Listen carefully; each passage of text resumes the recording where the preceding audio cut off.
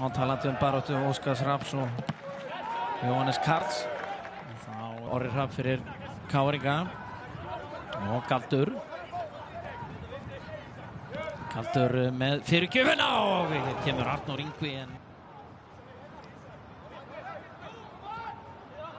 Orri Hrafn á Aron, fær hann aftur Orri og Eiður Gauti hér en góð rennitækling hjá Oliver og síðan Arnór Ingvi í skotfæri en hann setur boltan hérna fram hjá Gíu.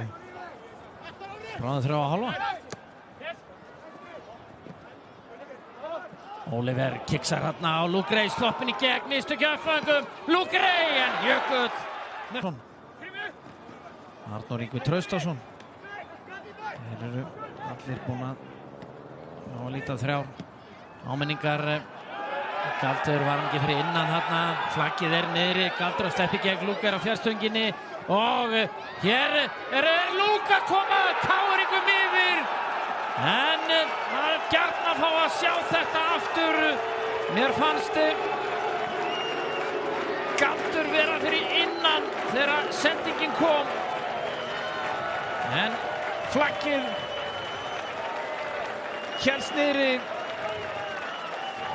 Sjáum hér, Galdur inn á, já hann inn á eigin vallarhelmingi þannig að þetta í lagi.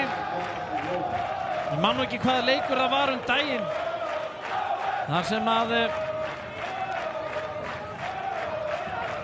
það var dæmd rangstæða.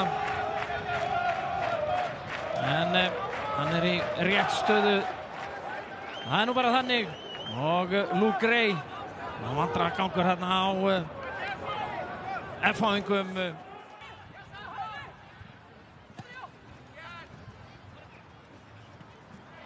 Boltinn hérna yfir Luke Ray, kominn einn í gegn Luke Ray en hann ætlar ekki að ganga hjá honum.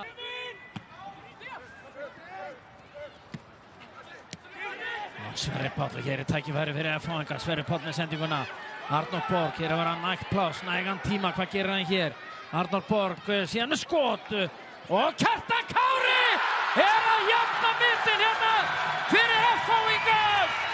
Halldór Snær kýlir boltan hann út í teiginn og þar Kjartan Kári Halldórsson. Nú mikill í KR-ætt sem afgreiðir þetta snyrtilega í markið. Vel gert.